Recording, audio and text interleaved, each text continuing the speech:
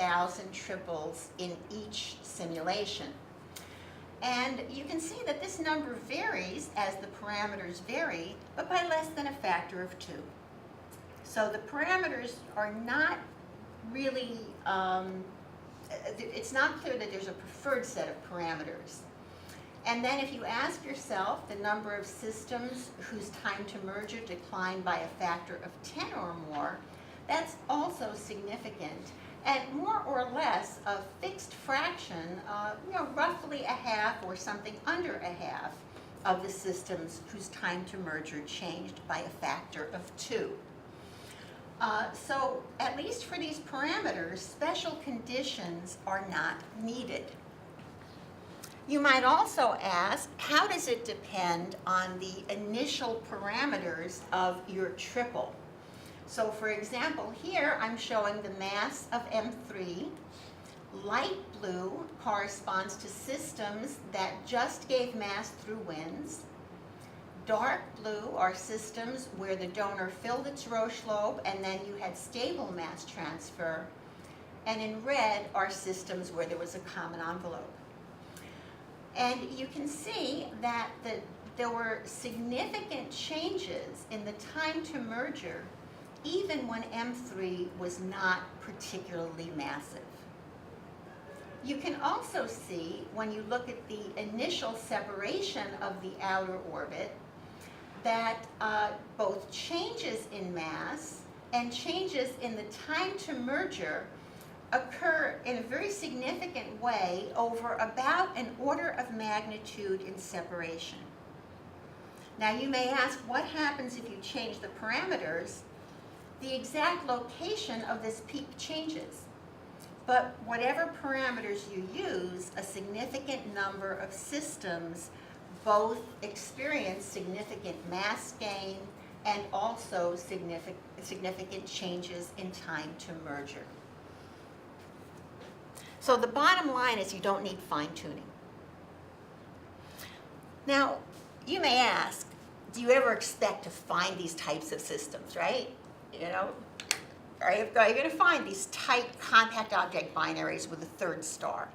Well, in cluster environments, of course, they can be formed, but I think there are many cases in which you might expect them, but there's one case that's become very popular within the past few years where we definitely do expect it. And that's when you have two black holes that are in a tight binary that have evolved from massive stars that started in close orbits. Therefore, because they were close, they were rotating quickly, and they underwent chemically homogeneous evolution. In such cases, the stars never expand to giant dimensions. And so you start with a tight inner binary, and the triple, the outer star that was there, can stay there. Its orbit may change a little bit as mass changes, but it can start there and stay there. So this is a system we're studying right now. We know that they exist because of the results of our population study. And let's see. And what we find, and this is really just preliminary, this is being done by Amy Knight, who is a student visiting us this year.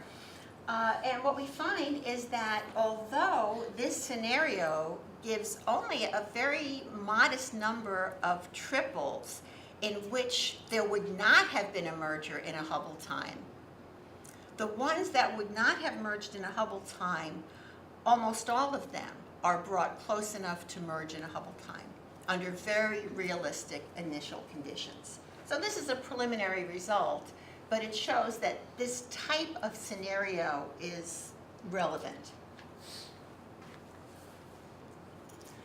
Now, I think in the interest of time, I won't dwell on this. I do want to say that if you have black holes, the interesting thing is that they gain mass from the third star. But if you start with neutron stars, for example, it's also interesting to ask which of them will become black holes. Because then not only are you changing the time to merger, you're changing the nature of the objects that merge. And one of those objects is likely to be a low-mass black hole. So this is something to look for in this type of scenario.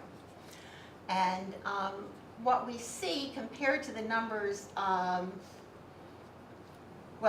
just showing you the numbers we had before, but roughly a third of the time, if the merger time changed by a factor of 10 or more, a neutron star would transform to a black hole. In 3% of these systems, a double neutron star could become a double black hole. So it sounds like a pretty exotic thing to happen, but it could happen. So what is the take home from this part of the talk? That yes, mass transfer can affect important changes, and fine-tuning is not needed. Fine-tuning of the initial conditions or of the science that you put in to evolve the systems. Neither type of fine-tuning is needed. Now I'd like to talk about detectability, and I'm afraid so that I can get to another important part of the talk, I won't be able to discuss this much. We're going to focus on the detection of mass transfer. This is an image of M31, and you're seeing X-ray sources. It's the central part of M31. And in fact, if we have a compact object binary, when its components gain mass, they will emit at X-ray wavelengths. So here, this is actually using the M dots from the simulation.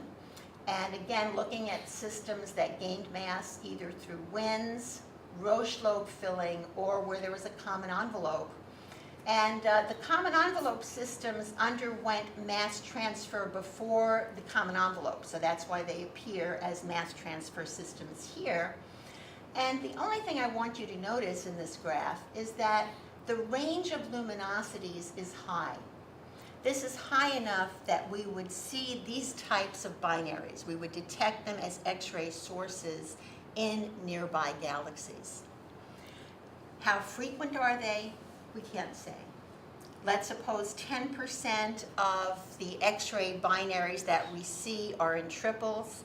Let's suppose that the duty cycle for mass transfer from the outer star is 10% that of the duty cycle for the inner star. You would say it's 1%. What that means is that we have enough X-ray binaries in nearby galaxies that we could hope to search for these in archived data. And in fact, both... How many do we have, of which 1% might be this kind? Well, in galaxies like M31, M101, M51, they tend to have, M31 probably has hundreds of sources for which you could search. The others tend to have on the order of a dozen or more, but we have good data on tens of these types of galaxies. So yes, there's enough that if there were 1% of them, we should find it. And now, but the question is, how do you know? How do you know that you found it? Because it's really hard to find multiple periodicity, and anybody who's looked at the data will tell you it's even harder to tell you, to find out what that multiple periodicity is due to, and definitely say it's due to a triple, right? Very difficult work. And in fact, both Tenley and Julia were working in part on this summer and continue to work on it. So there is something that is definitive, and this is something that Dan and I have been working on, which is binary self-lensing. So imagine now that we have a neutron star, a black hole of 10 solar masses, and that it's separated from its companion of equal mass by a distance of 10 to the 5 Schwarzschild radii, which corresponds to 3 times 10 to the 12th centimeters. The Einstein radius is small, it's around 10 to the 9 centimeters, but that's bigger than the disk of the companion, if the companion is gaining mass.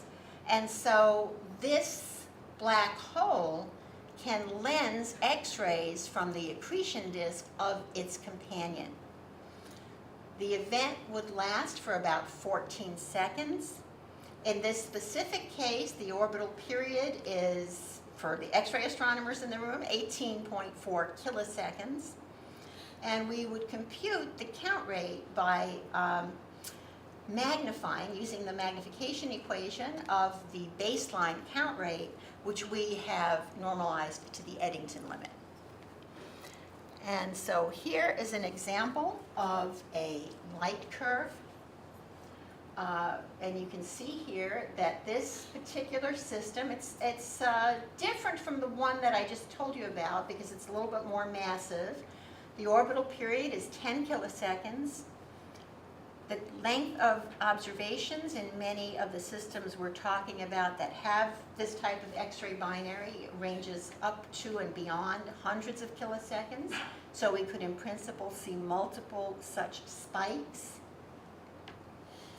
And it's potentially detectable. If you see more than one of them, it's fantastic. And from looking at the timing of it and the magnification, you can actually not only say this is an accreting binary, but you can determine the masses of the black holes. We called it finding these black holes long before merger. How much longer before merger? Well, Dan prepared a very beautiful set of graphs here, but in the interest of time, I'm going to jump to the last one in the sequence because it shows us everything. These in this region, and here we're looking at increasing distance in units of the Schwarzschild radius. So the system we considered first is around here someplace. The one that Dan showed us is around here someplace. The count rate would be adequate. This would be for Chandra at 10 megaparsecs